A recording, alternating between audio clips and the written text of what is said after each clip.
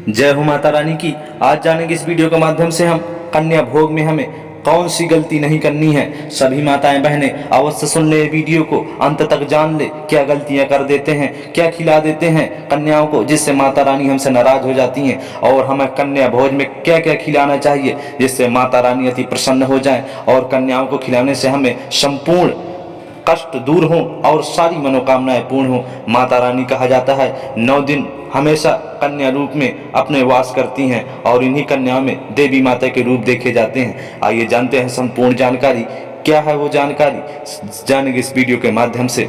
दोस्तों, वीडियो को लाइक कर दें सभी माताएं बहनें और सब्सक्राइब कर लें चैनल को मेरे, और ऐसी ही जानकारी में नई नई चीज़ें, भक्ति ज्ञान की बातें अपने चैनल पर डालता रहता हूं, तो सब्सक्राइब कर लें और लाइक कर दें वीडियो को और नीचे लिख दें जय हो माता रानी की। आइए जानते हैं संपूर्ण जानकारी। क्या है जानकारी दोस्तों, हिंदू धर्म में नवरात्रि का एक अलग ही महत्व माना गया है। इस साल की नवरात्रि 15 अक्टूबर से शुरू हुई है। नवरात्रि के 9 दिनों के दौरान माता के 9 रूपों को पूरे विधि विधान से पूजा जाता है। यह 9 दिन बिल्कुल एक उत्सव की तरह होते हैं, जिसमें अष्टमी और नवमी को कन्या भोजन कराया जाता है। कन्या भोज भारतीय परंपरा का एक महत्वपूर्ण हिस्सा है। कन्या भोजन में बच्चियों को हलवा पूड़ी खिलाया जाता है और माता को भोग लगाया जाता है।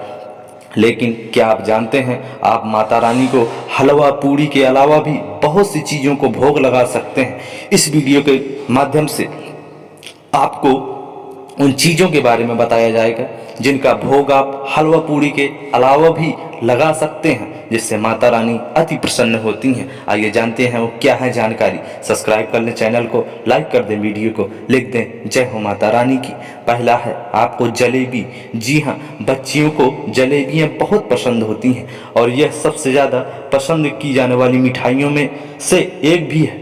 आप चाहें तो महज आधे घंटे के अंदर घर पर ही जलेबी बना सकती हैं। बस आपको इस बात का अवश्य ध्यान रखना है कि ये आपको जलेबी बनाते समय पूरी साफ सफाई और नहा धोकर ही ये कार्य करने हैं।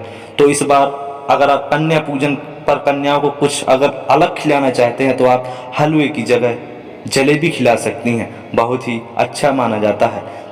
दूसरा है खीर। जी हाँ, घर पर कोई भी पूजा हो या त्यौहार, खीर के बिना भोग अधूरा ही रहता है। इस नवरात्रि कन्या भोजन में आप भोग के रूप में खीर बनाकर चढ़ा सकते हैं। कन्याओं को भी खीर बहुत पसंद होती है कहा जाता है, तो इस पावन नवरात्र पर आप कन्या पूजन में खीर पूरी भी खिला सकती हैं। बर्फी। जी हाँ, मिठाई प्रेमियों की सबसे पसंदीदा मिठाई बर्फी है। यह त्योहारों पर तो बनाई जाती है, लेकिन आप इसे माता को भोग के रूप में भी चढ़ा सकते हैं। बहुत ही अच्छी बात है। कन्या भोज में हलवा पूड़ी के साथ बर्फी भी खिलाएं तो कन्याएं बहुत ही खुश होती हैं। कहा जाता है कन्याएं जितनी खुश होती हैं, माना जाता है कि कन्या अगर जितनी खुश हैं, मान लीजिए उतनी ही माता रानी हम पर अपना आशीर्वाद बरसा रही हैं, उतनी ही माता रानी हम पर खुश हैं। बादाम का हलवा। जी हाँ, बादाम की सेहत से जुड़े फायदे तो आप सभी जानते हैं। इन्हीं फायदों से भरपूर बादाम का हलवा आप इस नवरात्रि कन्या पूजन में कन्याओं को भी खिला सकते हैं। बादाम का हलवा कहा जाता है जितना स्वादिष्ट होता है उतना ही सेहतमंद भी होता है। तो इस कन्या पूजन में हलवे की जगह आप बादाम का हलवा खिला सकते हैं और कन्याओं को प्रसन्न कर सकते हैं। तो आपको एक विशेष ध्यान रखना है, जो गलतियाँ आप कर देते हैं, आपको कभी भी नमक, मिर्च, मसाले, खटाई ऐसी चीज़ों को आपको कभी भी नहीं कन्याओं को नवरात्रि में खिलाना चाहिए। और आवश्यक जानकारी ध्यान दें इस बात का, कोई भी कन्या, कोई भी औरत अगर आपके दरवाजे पर है, उसे हमें भूखा नहीं जाने देना चाहिए। कहा जाता है कि नवरात्र में माँ कन्या रूप में आती भी हैं और सभी भक्तों की आपकी आशीर्वाद प्रदान करती हैं। तो आपको संपूर्ण जानकारी इस वीडियो के माध्यम से पता चल गई होगी कि आपको क्या गलती नहीं करनी है। और भी जानकारियाँ मैं दूंगा, वीडियो को आपको अंत तक देख लेना है। जी हाँ, बताऊंगा कन्या पूजन के बाद आपको कौन सी चीज़ें दान करना बेहद शुभ रहेगा। देखिए, इसको भी जानना आपका बहुत ज़रूरी है।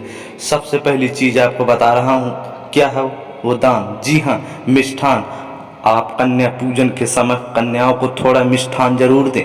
मिष्ठान को शुभ माना जाता है आप चाहें तो उनके लिए मिष्ठान घर में बना सकते हैं या फिर आप बाजार से भी खरीद कर ला सकते हैं। दूसरी चीज़ है श्रृंगार। जी हाँ, माता रानी को श्रृंगार का सामान बेहद पसंद होता है। ऐसे में आप उनका स्वरूप मानी जाने वाली कन्याओं को श्रृंगार का सामान भेंट करें। इसमें आप उन्हें बिंदी, लिपस्टिक, चूड़ी, चुनरी आदि चीज़ों को दे देनी चाहिए।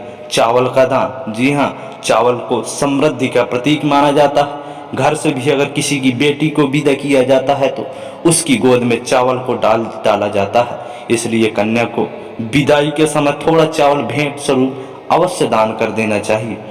जी हाँ, आपको देखिए दक्षिणा, कन्याओं को चलते समय दक्षिणा के बगैर कभी भी विदाई नहीं देनी चाहिए। ये सभी भक्त अवश्य जान लें। सभी माताएं बहनें, विशेष जानकारी है, कन्याओं को जाते समय कभी भी आपको विदाई के बगैर नहीं जाने देना चाहिए।